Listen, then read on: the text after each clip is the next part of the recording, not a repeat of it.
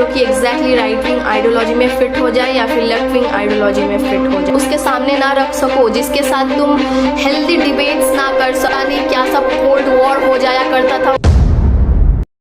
Let's talk about something that is breaking friendships and relationships in current times.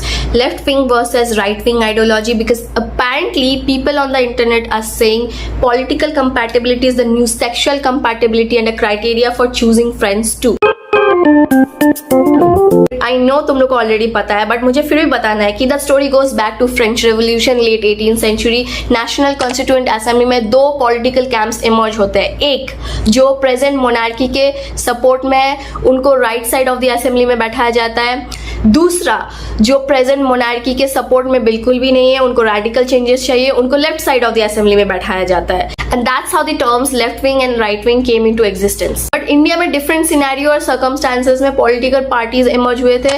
AO Hume ने Indian leaders के साथ मिलके 1885 में Indian national Congress का foundation रखा था। इनिशियली आईएनसी को Britishers as a platform use कर रहे थे ताकि वो इंडियन लीडर्स के ऊपर नजर रख सके एंड उनके पावर्स को लिमिट कर सकते। बट आईएनसी एक स्ट्रॉन्ग पार्टी बन के उभरता है जो कि एक मेजर रोल प्ले करता है इंडियन नेशनल स्ट्रगल में। ग्रेजुअली डिफरेंट सोशल सिनेरियो और डिफरेंट ग्रुप्स के रिक्वायरमेंट और नीड्स के अकॉर्डिंग और भी सारे पॉलिटिकल पार्टीज इमर्ज होते हैं, जैसे कि Indian Muslim league, RSS, Congress, socialist party, etc. और प्रेजेंट सिनेरियो में जितने भी सारे पॉलिटिकल पार्टीज है इंडिया में, सब कोई गांधीयन फिलोसफी, सोशलिस्ट फिलोसफी और लिबरल इंटेलेक्चुअल प्रिंसिपल के अकॉर्डिंग ही काम करते हैं। कोई ऐसा पार्टी नहीं है जो कि एग्जैक्टली राइट विंग आइडियोलॉजी में फिट हो जाए या फिर लेफ्ट विंग आइडियोलॉजी में फिट हो जाए। सब कोई आइदर राइट लीनिंग है या फिर लेफ्ट लीनिंग है। Now the question is which one is better, left और the right? Answer is neither one of them.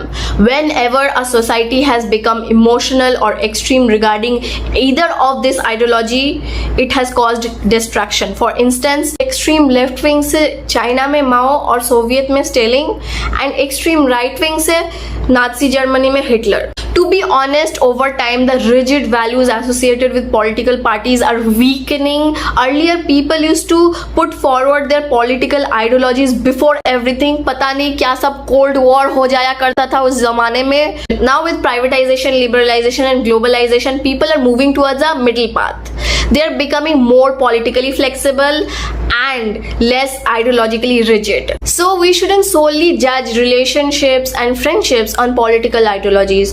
People can disagree on policies, economics, and political parties, but still share same values such as honesty, empathy, loyalty, respect.